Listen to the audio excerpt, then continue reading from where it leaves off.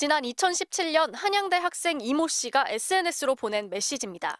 늘 감사하다, 합성 부탁드린다며 누군가의 사진과 이름, 주소까지 보냈습니다. 원하는 얼굴과 음란물을 합성해주는 이른바 지인 능욕 계정에 작업을 의뢰한 겁니다. 이 씨는 17차례 음란물 합성을 의뢰해 이 음란물을 보관한 혐의로 기소됐습니다. 1심과 2심은 징역 8개월 실형을 선고했지만 대법원은 무죄로 판단을 뒤집었습니다. 적용된 법조항은 음화제조 교사죄, 음란한 물건을 만들게 시켰다는 건데 대법원은 컴퓨터 프로그램 파일은 이 법이 규정한 음란한 물건에 해당되지 않는다고 판단했습니다. 기술 발달로 등장한 신종 범죄를 처벌 못한 법적 공백이 생긴 겁니다. 이 씨는 처벌을 피했지만 2020년 늦게나마 합성 음란물도 처벌하는 이른바 딥페이크 처벌법이 도입됐습니다.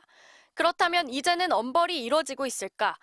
52차례 친구, 옛 애인 등 주변 사람 11명의 합성 음란물을 만든 성범죄자, 연예인 1,000원, 일반인 2,000원 등 돈을 받고 텔레그램으로 합성물을 판 혐의로 기소된 음란물 합성 범죄자, 모두 징역형의 집행유예였습니다. 작년까지 딥페이크 처벌법이 적용된 1, 2심 판결문 71건을 전수 분석했습니다.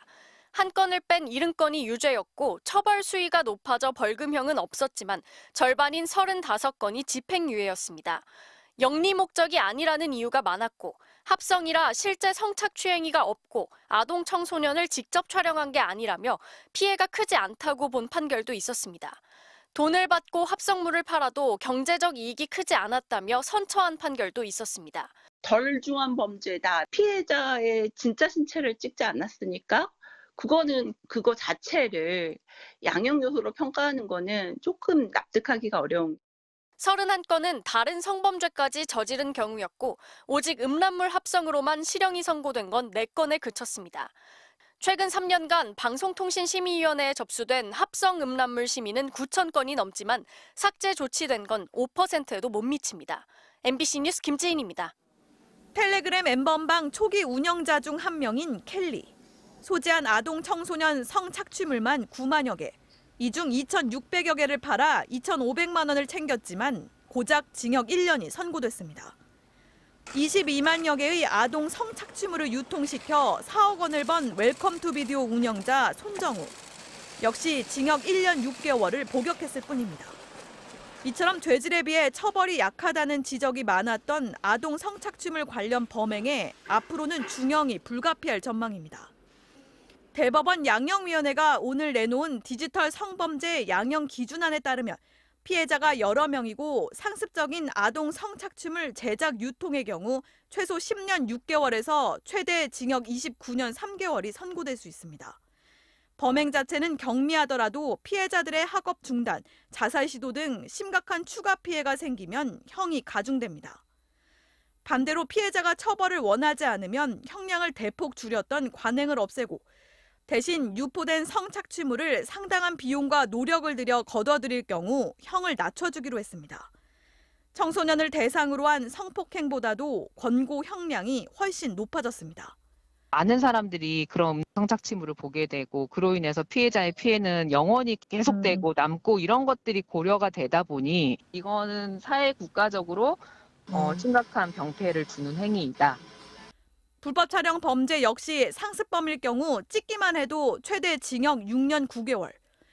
남의 얼굴을 음란물에 합성하는 딥페이크 범죄의 경우 단순 편집은 5년 7개월, 돈벌이에 이용하면 9년까지로 각각 권고 형량을 높였습니다. 양형 기준이 적용되면 12%에 불과했던 아동 청소년 성착취물 관련 범죄의 실형 선고 비율도 올라갈 것으로 대법원은 기대하고 있습니다. 마련된 양형 기준안은 11월 공청회를 거쳐 12월 초쯤 확정될 예정입니다. 이에 따라 재판이 시작된 박사방 조주빈 일당의 형량에도 영향이 있을 것으로 보입니다. MBC 뉴스 공윤선입니다.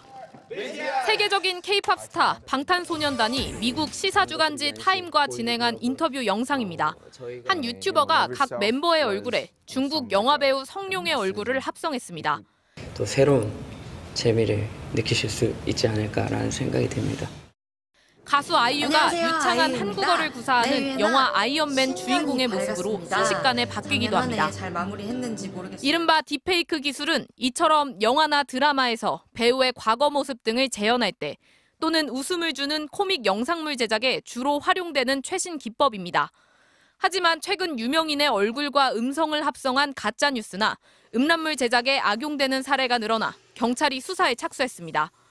경찰에 접수된 고발장에는 K-팝 스타를 포함해 국내 연예인들이 딥페이크로 만든 음란물 때문에 피해를 당했다는 내용이 담겼습니다. 피해를 본 것으로 추정되는 연예인은 100여 명. 한 인터넷 사이트가 지난 2018년부터 문제의 영상 3천여 건을 유통시켰는데 경찰은 이 사이트가 중남미 국가에 서버를 두고 있는 것으로 파악하고 있습니다. 경찰은 사이트 운영에 관여한 한국과 중국 등 국내외 IT 개발자들과 신용카드 결제로 일부 영상물을 내려받은 소비자들도 추적하고 있는 것으로 알려졌습니다. 가해자들이 주요로 이용하는 플랫폼들이 불법 포르노 사이트라든지 아니면 텔레그램이라든지 이런 방식으로 가해자를 특정하기 어려운 수사적인 한계가 있고 주로 유명 연예인들이 표적이 되고 있지만 최근 텔레그램 박사방 사건의 공범 강훈이 딥페이크 성착취물을 트위터에 공유했던 사실에서 볼 수 있듯이 일반인 피해도 증가하는 추세입니다. 범죄 피해가 심각해지자 정부와 국회는 딥페이크 영상물 유포 범죄를 최고 징역 7년에 처할 수 있도록 법을 개정했습니다. 다만 강화된 법이 오는 6월부터 시행될 예정이어서 이 사건을 비롯해 이전에 이뤄진 범죄는 명예훼손이나 음란물 유포 등의 혐의로만 처벌할 수 있습니다. MBC 뉴스 조희영입니다.